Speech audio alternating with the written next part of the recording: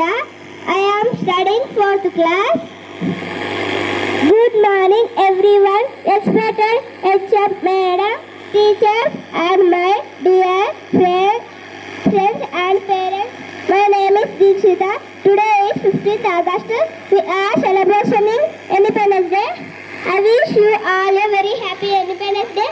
Independence Day is a national festival of India. We got freedom from this day. We remember our freedom on this day.